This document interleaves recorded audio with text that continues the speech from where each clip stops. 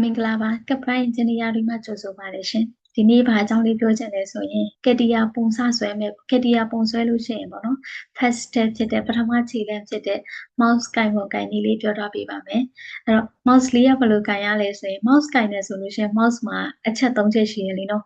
လက်ညှိုးလေးပဲနဲ့ကင်တဲ့ဟာက left click လက်ခလယ်ပဲကင်တဲ့ဟာက right click အလေကောင်က wheel လေးရရှိရပေါ့နော်အဲ့တော့ left click right click wheel လေးရှိရအဲ့တော့ပုံလေးကိုလှည့်ချင်တာပေါ့နော် rotate လှည့်ချင်တယ်ဆိုလို့ရှိရင် wheel လေးကိုဖိထားမယ်ပေါ့နော်အလဲကောင်က mouse ရဲ့ wheel လေးကိုဖိထားမယ်ဖိထားပြီးသွားလို့ရှိရင် right click ကိုလည်းဖိထားမယ်လက်ခလယ်ဘက်ကပေါ့နော် right click ကိုဖိထားမယ်ဖိသွားလို့ရှိရင်သူကလက်ပုံလေးပေါ်လာပြီအဲ့ဒါဆိုရင်ကိုလိုချင်တဲ့ဘက်ကိုပုံလေးကိုဒီ mouse လေးကိုရွှေ့ပြီးတော့လှည့်သွားပြီးတော့လှည့်လို့ရတယ်ပေါ့နော်ဒါက mouse လေးကိုပါလို့သွားတာလဲဆိုရင်လှည့်သွားတာပေါ့နော်ပုံလေးကိုလှည့်သွားပြီးရ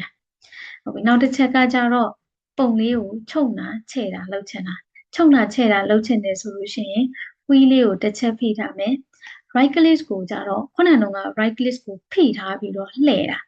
အခုက right click ကို one click ပဲတစ်ချက်ပဲ click လိုက်လို့ရှိရင်ဘာလေးပေါ်လာလဲဆိုရင်အခုပေါ့နော်မြားပုံသဏ္ဍာန်လေးအပေါ်အောက်ပုံသဏ္ဍာန်လေးပေါ်လာတာအဲ့ဒါလေးပေါ်လာပြီဆိုရင်အပေါ်ကိုရွှေ့မယ်ဆိုရင်ပုံလေးကချဲ့လာတာပါအဲ့တော့ပုံလေးကိုခြုံကြည့်ချင်တယ်ဆိုရင် mouse ကိုအောက်ပြန်ရွှေ့တာပြီနော်ဒါကခြုံတာချဲ့တာ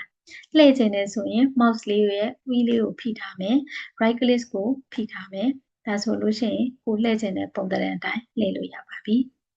အဲ့တော့လှည့်ချင်တယ်ဆိုရင်wheel လေးကိုဖိထားပြီးတော့ right click ကိုလည်းဖိထားပြီးတော့လှည့်မယ်ခြုံချင်ချဲ့ချင်တယ်ဆိုလို့ရှိရင် wheel လေးကိုဖိထားပြီးတော့ right click ကို one click ပေါ့နော်တစ်ချက်ပဲ click ပြီးတော့ခြုံတာချဲ့တာလုပ်ပါတယ်အဆုံးထိကြည့်သွားပေးလို့ကျေးဇူးပါရှင်